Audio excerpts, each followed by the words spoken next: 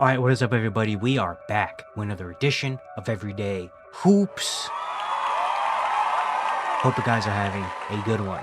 Today, of course, we're going to talk about the Dallas Mavericks once again, because this might be maybe the most cursed season we've seen in the recent NBA years, maybe in NBA history. Who knows? We'll talk all about it here in today's video.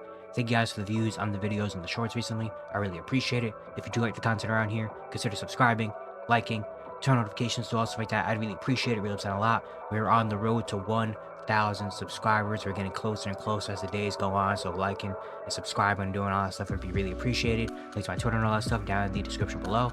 And yeah, don't waste any more of your time. Let's get right into it. So Dallas Mavericks might be having the most cursed season we have ever seen. I mean, this is just insane. Flashback to last season. Flashback to June 2024.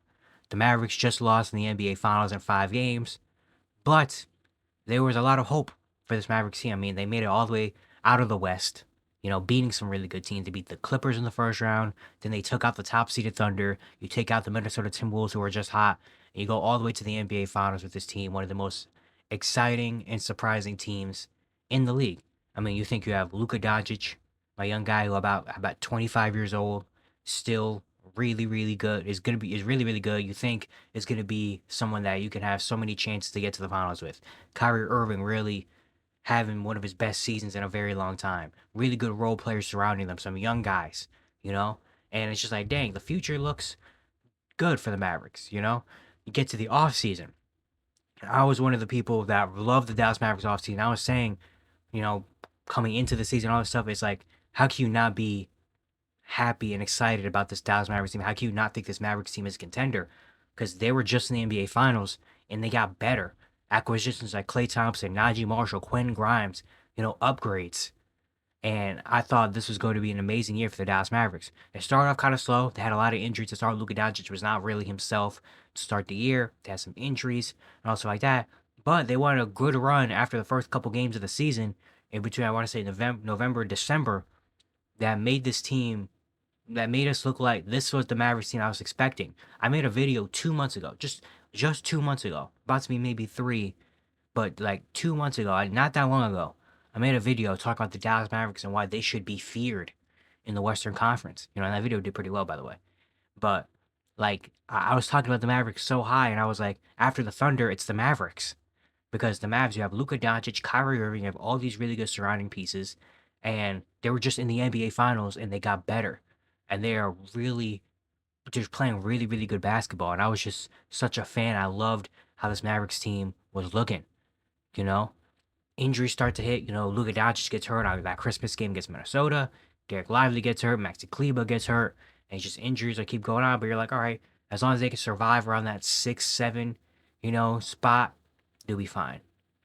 Then it all comes crashing down. The last probably month for this Mavericks team, month and a half maybe for this Mavericks team, has just really flipped the script, not only on the season, but on the outlook of the franchise in general. Number one, the injuries.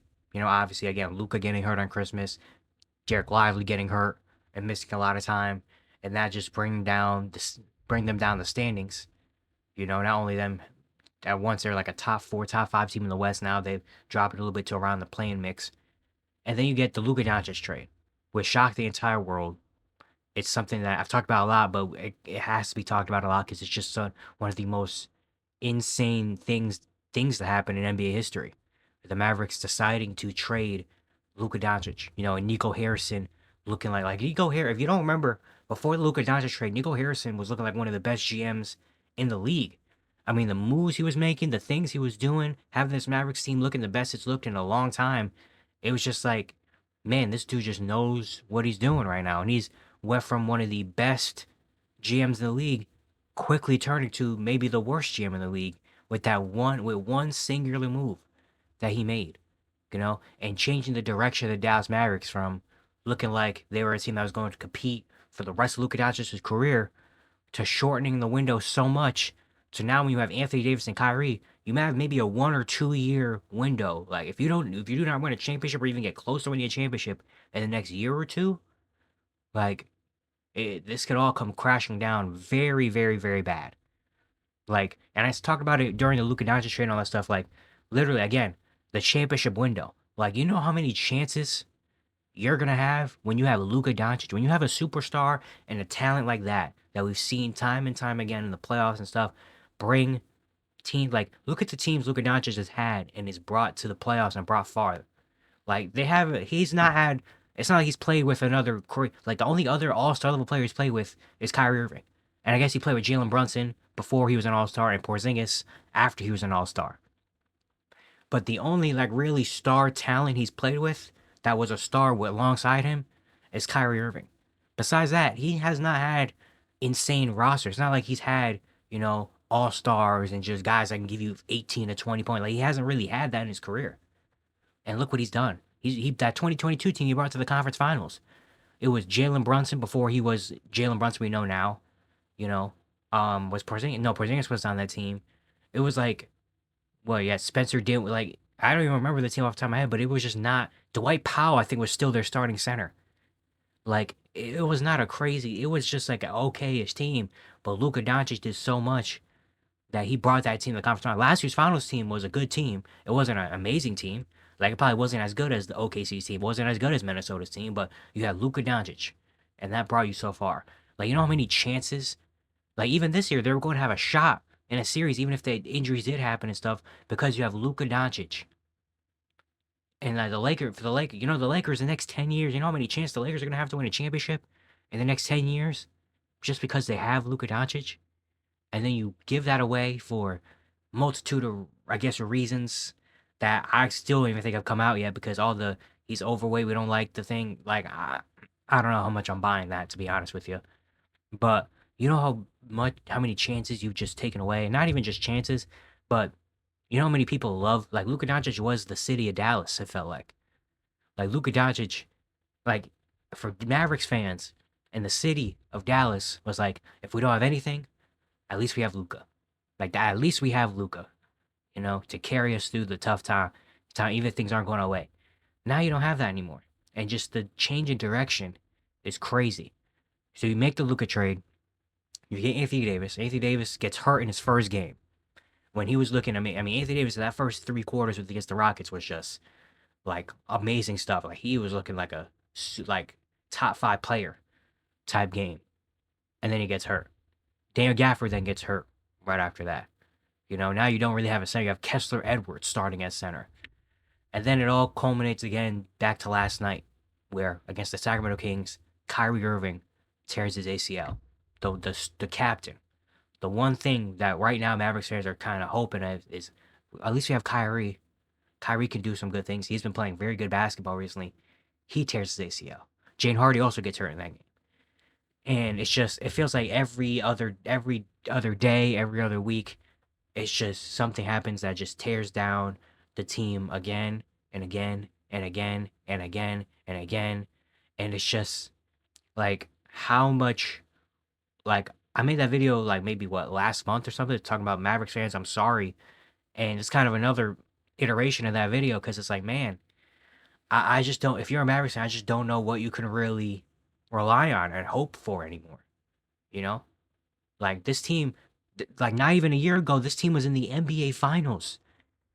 It's not like this team has always been kind of just like a whatever, second round, high expectations that fall short. It's not like they were just in the NBA Finals last year, bro. Like that slips my mind sometimes because of how crazy things have gone. Like they were just in the finals. Things were looking amazing. And now we're at a point where it's like I don't know what this team's gonna look like next year. Like right now, look at this season. Right now they're sitting at 10th in the West, 32-30. It looks like they're probably still gonna make the play-in. Well, even then, I don't even know if we're guaranteed for sure because without Kyrie, without Anthony Davis, I don't know how you're gonna win games consistently. Like you still have a pretty decent lead on the Phoenix Suns, but like like you still have what like 18, 19ish games left in the season. Things could get very bad very quick. And if at this point, if you're the Mavericks, even do you want to even make a play-in appearance if you're the Mavericks and you're Mavericks fans with no Kyrie? If AD does come back, sure, But with all the injuries you sustained and all this stuff, like, is it even worth making a playing spot?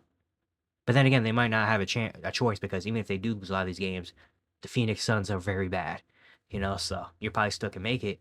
But it's like, do you want to make that playing spot? I don't know what their pick situation looks like right now. I don't know if they have their own pick for this year or not, but if they do have their own pick, if you're the Mavericks, maybe do you just sit back and be like, you know what, Kyrie's out for the year. We don't know when AD's coming back. We have all these injuries. We have a beat up team. You know what? It's not even worth it. Let's just tank the rest of the year. Kind of like what they did a couple years ago in 2021, or no, 2023, when they first got Kyrie and things were very bad at the end of the year. They're like, you know what, last 10 games, we're just going to sit out, get a draft pick, and just whatever. Do they do that again? They're just like, you know what, let's just sit this one out. Kyrie, come to AD, you could just sit the rest of the year. Clay, you could sit. Like, we don't need y'all to overwork our plan. Because if they do make the plan, like, let's be honest here. If they do make the plan, they're going to go through Sacramento. Then they're going to have to go through either Minnesota or the Clippers or the Warriors or something. Do all that just to play the Thunder in the first round? Like, is it worth it? I don't think so. You know? So maybe they just tank the rest of the year, and just say, you know what, let's just go get a 12, kind of like what they did that year, where that pick ended up becoming Derek Lively, who now is like one of the centerpieces of the future for this team. Maybe they could do that again, where we tank, we get like the 12th, 13th pick, and find another dude that can fit right in and help us win for the future. I don't know, but it's just this is a cursed season, man. It really is. Like, you just can't really make this stuff up. I mean, from the horrible injury luck that you've had to everybody on your roster, to that move that was made that really just sucked the life. Like, I feel like it just, like, the Mavericks don't have any life anymore. The fans of the Mavericks, the vibe of the Mavericks, there's just no life around there anymore. Like, there's nothing there. Like, it just got taken away right out of their hands, right out of their hearts. And I don't know what the future looks like for this team. I mean, I guess you think you come back next year. Hopefully, Kyrie, maybe he missed the first little bit of the season, but he comes back eventually. AD gets healthy, and I mean, on paper at least, we only seen 3/4 of it. But on paper, when this team is healthy, this looks like a really good team. Like, you think you have Kyrie, Clay, AD, Gafford, Lively, Washington, Max Christie's look really good. Like, Dinwiddie, like, on paper, Najee Marshall, like, on paper, this team is not bad at all. This is a top 4, 5 team in the Western Conference when they're all healthy. So maybe you're thinking, you know what, we come in next year, we just wash this season away, be like, we just have bad injury luck and all this stuff. Let's just wash this year away, go get a lottery pick, make another margin or two signing here and there if we can get one. And let's just hope that next year comes back and we don't, you know, like, put all our money chips on the table, that we don't have another injury plagued season again. And we come out and do good next year. Because again, on paper, this team is not bad at all.